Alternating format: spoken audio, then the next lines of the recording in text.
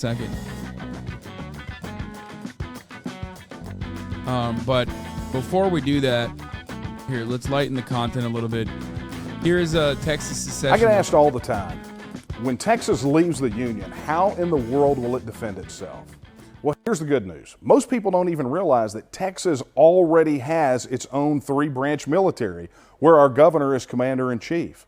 In fact, you look at the prospect.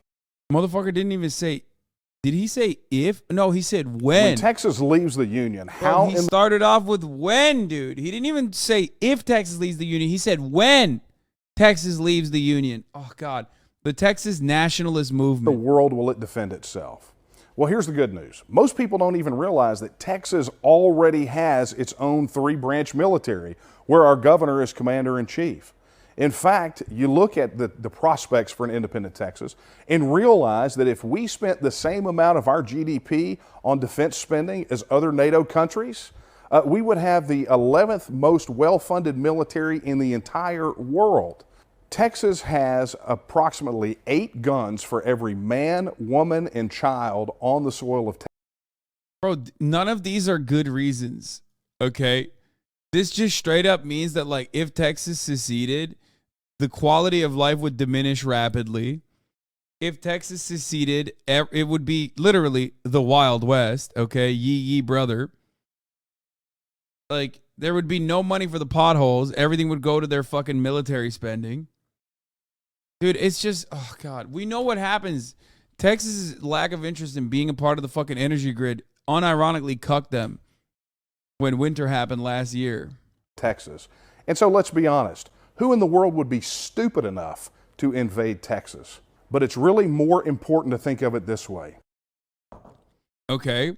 Who's the number one? If Texas is number 11 in arms and military funding, who's number one, you fucking idiot? Who's number one? Even without Texas being there. Oh, that's right. The country surrounding the now seceded nation of Texas. That's right. The United States of America. What the fuck is he saying? Also, it just reminds me of the last time that, like, southern states tried to secede, including Texas. Because then the same shit happened and they got their shit pushed in.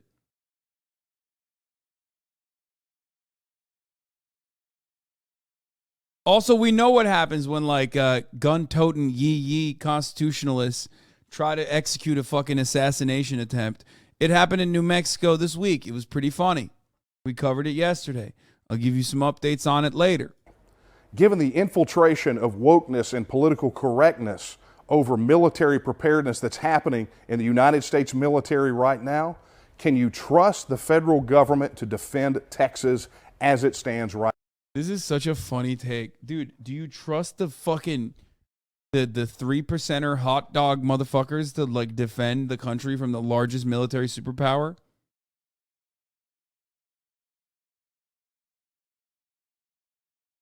I mean, listen, if I'm living in Texas and I have thoughts of secession, I look to my left and I look to my right and I see motherfuckers on mobility scooters, okay? And I think to myself, this is going to be really hard to strap a fucking machine gun on top of this and turn it into a technical. Okay? Brother, you can't run a fucking mile. Fuck you mean? How are you going to defend the nation state of Texas? The fuck are you talking about? What do you mean? Right now. The only way that we can ever guarantee that Texas will be well protected against external threats is Texit. That's awesome. That's awesome. This guy's great. Let him cook, you know?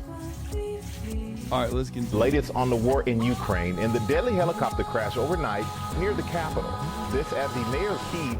We're moving on to updates from Russia and Ukraine.